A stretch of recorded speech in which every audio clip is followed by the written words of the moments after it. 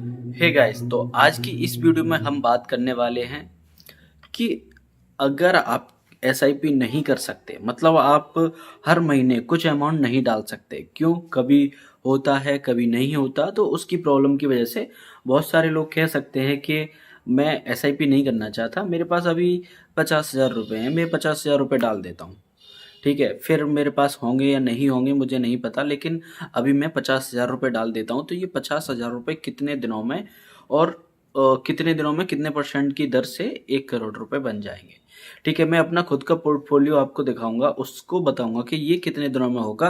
Plus में आपके पास 50,000, 1 लाख, 2 लाख, 80,000 जो भी अमाउंट है, वो सारी कैलकुलेशन आप किस तरीके से कर सकते हो, तो वो भी मैं आपको बताने वाला हूँ। चलिए मोबाइल स्क्रीन पर चलते हैं और सारी चीज़ें आपको यहाँ पे एक एक करके समझाते हैं।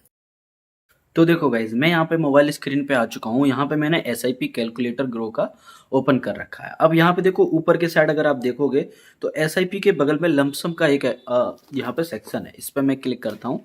अब देखो यहाँ पे क्या है कि हमारे पास कोई पर्टिकुलर अमाउंट है, तो जैसे इसमें 25,000 का सेलेक्ट है पहले से, तो मैं 25,000 का लेके बताता हूँ। 25,000 रुपये आपके पास हैं और आपने किसी भी एस आई पी में डाल दिए हैं। ठीक है, लार्ज कैप हो सकता है, स्मॉल कैप हो सकता है, मिड कैप हो सकता है। अब उसकी ग्रोथ रेट है वो कितनी भी हो सकती है, 30% हो सकती है, 20% और 10%, कुछ भी हो सकती है। लेकिन हम एक लंबे समय के लिए मान के चलते हैं कि 15% हो सकती है। अब ये आप अपने हिसाब से सेट कर लेना, देख लेना कि आपका जो म्यूचुअल फंड है वो कितने, उसकी हिस्ट्री कैसी रही है, कितने परसेंट का उसने ईयरली रिटर्न दिया है। ठीक है, उस हिसाब से सोच के भी कर सकते हो। अब यहाँ पे हम 15% ही लेके चलेंगे, इधर उधर का छोड़ते हैं। आप अपने हिसाब से यहाँ पे सेट कर लेना, ठीक है, आपका जो भी मन हो वो उस हिसाब से। अब मैं जैसे मेरे पास 25,000 रुपये हैं, मैंने किसी म्यूचुअल फंड में डाले हैं। अब वहाँ से जो ईयरली मुझे रिटर्न मिल रहा है, मान लो 15% का मिल रहा है। ठीक है, अब मैंने ये डले रहने दिए हैं, तो 10 साल में जो मेरा अमाउंट रहेगा वो 1 लाख रुपए हो जाएगा। मतलब जो मेरा 25,000 रुपये है, 10 साल में लगभग 4 गुना हो रहा है। ठीक है, लगभग 2.5 साल में आपका पैसा डबल हो रहा है, ऐसा मान सकते हो। ठीक है, जबकि रिटर्न आपका 15% है। तो वैसे पहला जो जो डबल होने का जो रहेगा टाइम, वो थोड़ा ज़्यादा रहेगा, और जो दूसरा है वो डबल होने का वो थोड़ा कम रहेगा। बताता हूँ, वो बात की बातें हैं, पहले ध्यान से ये समझो। तो देखो, 10 साल में हमारा जो 25,000 रुपये है, 1 लाख रुपये बन जाएगा। और जो 1 लाख रुपये की वैल्यू होगी, तब 25,000 से ज़्यादा ही रहेगी, अच्छी खासी रहेगी। ठीक है, अब मैं मानता हूँ यहाँ पे देखो 20 साल के लिए वही अमाउंट हमारा, अब हमने 20 साल के लिए कर दिया है। मतलब देखो, हमारे पास 25,000 रुपये आज हमने डाले हैं और कोई भी अदर इन्वेस्टमेंट हमने नहीं किया, तो अब हमारा 20 साल बाद कितना अमाउंट हो जाएगा, तो वही 25,000 रुपये 20 साल बाद 4,09,000 रुपये बन जाएंगे। ठीक है, यहाँ पे आपको स्क्रीन पर सारा कुछ दिख रहा होगा। अब हमें 1 करोड़ करना है, तो 4 लाख हो गए हमारे 20 साल, वही 25,000 रुपये। ठीक है, और ये अब मैंने कर लिया 30 साल। ठीक है, तो 30 साल में यही 25,000 रुपये 16 लाख रुपये हो गए। ठीक है, 16.5 लाख मान सकते हो। अब यही 40 साल के लिए कर दें, तो हमारा बन रहा है 66,96,हजार रुपये। 25,000 रुपये से ही 66,96,हजार, यानी लगभग 67 मान लीजिए, 66 के बाद 67, क्योंकि 1-2 हज़ार का ही गैप है। ठीक है, तो ये हमारा हो रहा है 40 साल में। आज से 40 साल बाद आपका जो 25,000 रुपये है, उसकी वैल्यू वैल्यू हालांकि उसका अमाउंट तो हो जाएगा 67 लाख रुपए, लेकिन उसकी जो वैल्यू रहेगी वो कम रहेगी। मान लो ऐसा मान लो 5, 8, 8, 10 लाख रुपए के आसपास उसकी वैल्यू रहेगी। ठीक है, तो आज के टाइम पे भी 8-10 लाख की अच्छी खासी वैल्यू है। तो आप देख सकते हो कि आपका बहुत छोटा सा अमाउंट 25,000 रुपये ज़्यादा नहीं है। अगर आप वन टाइम के लिए इन्वेस्ट कर रहे हो 40 साल के लिए, तो काफ़ी अच्छा अमाउंट यहाँ पे बन रहा है। लेकिन अगर 50,000 रुपये हो जाए, मैं मानता हूँ 50,000 रुपये, तो कितने साल में 1 करोड़ बन जाएगा। तो 40 साल से भी कम समय में हमारा ये, देखते हैं, 1 करोड़, अगर हमें 1 करोड़ बनाना है तो 38 साल, 38 साल हमारे यहाँ पे लगने वाले हैं। ठीक है, अब यही अमाउंट अगर हमारा 1 लाख रुपए बन जाए, ठीक है, अब 1 लाख रुपए हो तो ये 2 करोड़ बनता है। अब समय हमें 1 करोड़ बनाने के लिए चाहिए, तो मैं यहाँ पे थोड़ा सा समय कर लेता हूँ कम।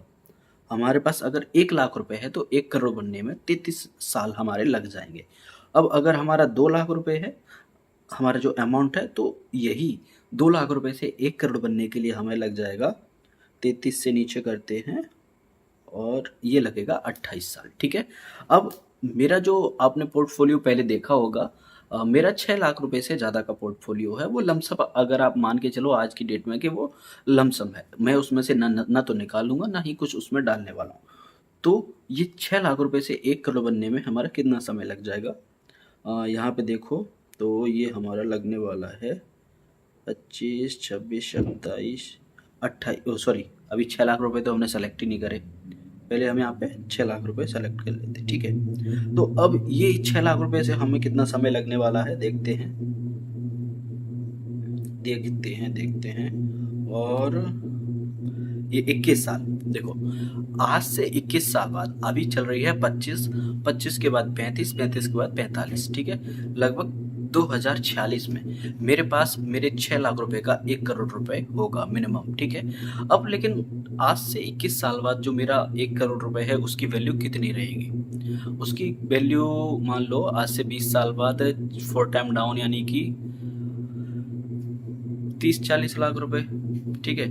30-40 तो मैं ज़्यादा ही बोल रहा हूँ, 25 से 30 लाख रुपए, ठीक है। 30 लाख रुपए के आसपास उसकी वैल्यू हो सकती है। तो अब आप थोड़ा समझिए, आपके पैसे की वैल्यू समय के अनुसार घटेगी, लेकिन आपका पैसा अगर उस समय से थोड़ा ज़्यादा स्पीड से ग्रो हो तो आप बहुत अच्छे फायदे में रहेंगे। तो मैं आपको बताऊं, अगर आप अमाउंट यहाँ पे लमसम में कर रहे हो तो कर सकते हो। जैसे कभी आपके पास 1000 रुपये हुए तो आप एस आई पी मत करो, उसको 1000 रुपये डाल दो म्यूचुअल फंड में, ठीक है। SIP मत करो, वन टाइम पे क्लिक, वहाँ पे वन टाइम का ऑप्शन होता है, जब आप करोगे तो वन टाइम पे क्लिक करके 1000 रुपये हैं 1000 डाल दो, 2000 है 2000 डाल दो, 50,000 है 50,000 डाल दो।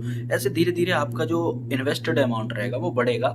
साथ ही साथ आपको कोई टेंशन नहीं रहेगी कि महीने की इतनी तारीख को मेरे बैंक में इतने रुपए होने भी चाहिए, ठीक है। तो वो सारी चीज़ें भी बचेंगी। और एक और बात बता दूं, जैसे आप SIP सेट करते हैं, ठीक है। अगर आपके खाते में उतने पैसे हुए तो कट जाएंगे SIP के लिए, लेकिन अगर नहीं हुए तो बाउंसिंग चार्ज भी लग जाता है। मैं बता रहा हूँ, मेरा जो बैंक अकाउंट था यूनियन बैंक का, तो मैंने खुलवाया था, तो मैंने उसमें SIP सेट कर रखी थी 100 रुपए की, 200 रुपए की। तो उस टाइम पे बहुत समय पहले की बात है, 1.5-2 साल पहले की, ठीक है। तो SIP सेट कर रखी थी, तो उस टाइम में इतना ज़्यादा नहीं कमाता था, लेकिन कमाता था। तो 100-200 की मैंने बहुत सारी SIP कर रखी थी, ऐसे 30-40 SIP कर रखी थी, 100-100 रुपए की, 200-200 रुपए की महीने में, ठीक है। तो ये मेरी गलती भी रही, जहाँ से मुझे सीखने के लिए भी मिला है। तो क्या है कि अगर आपके खाते में रुपए हैं तो कट रहे हैं, अगर नहीं है तो बाउंसिंग चार्ज लग जाता है, जिसकी वजह से मेरा खाता -7,000 रुपए पे पहुंच गया था, जो मुझे देना पड़ा, ठीक है। मैं पैसे डालता था, कट जाते थे तुरंत, ठीक है। तो 7,000 रुपए मैंने डाल के 100-100 रुपए की SIP का नुकसान मुझे 7,000 रुपए का हुआ। ना ही वो SIP, मतलब SIP में गया म्यूचुअल फंड में, ना ही कहीं, वो सारा नुकसान में चला गया। तो इसलिए कह रहा हूँ, SIP की बजाय अगर आप लमसम अमाउंट इन्वेस्ट करते हो तो आपको फायदा रहता है। तो आई होप आपको ये सारी चीज़ें समझ में आई हो। तो मिलते हैं नेक्स्ट वीडियो में। Thank you guys, thank you very much.